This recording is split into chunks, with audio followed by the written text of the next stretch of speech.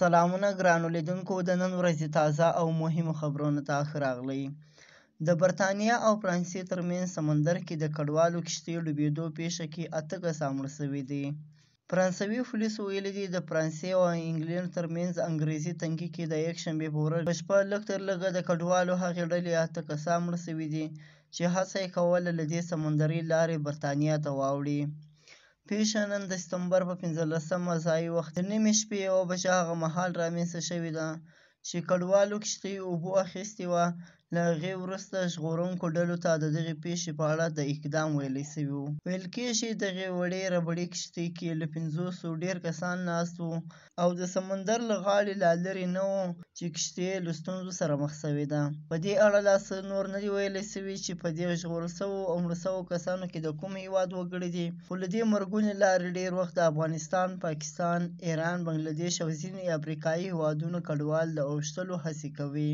دا په نږدې 2 اونیو کې دلته د ناقانونه کښتیو د ډوبېدو دویمه پیښه ده چې مرګ ژوبلې هم لري. د روانې سپتمبر میاشتې پر 3مه نیټه هم په دغه کانال کې د کډوالو له ګڼې ګوڼې ډکه یوه کښتۍ ډوبه سوې وه چې پایله کې 12 کسان مړه سوي وو.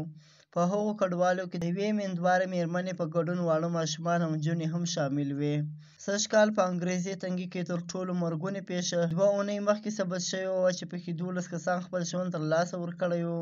له هغې وروسته د یکشنبې په ورځ د شپې پیښه هم له 8 مړو سره په دې لاره د ناقانونه کډوالو د مړینې دویم لوی شمېر دی. فرانسوي پوله ساتونکي د دغې وروستۍ پیښې په اړه ویلي دي د برطانیه خوا روانه یوه کښتۍ هغه مهال ولیدله چې د ډوبېدو له خطر سره مخ وه، خو ژغورونکو ډلو پر وخت ځینو ته ځان نسو رسولی. دا مهال په سمندر غاړه کې د ژغورل شویو 53 کسانو ته د بیړنۍ طبي مرستې چوپړونه پیل شوي دي، خو ویل کېږي د دوی د سفر 8 نورو ملګرو ژوند اوبو اخیستی دی.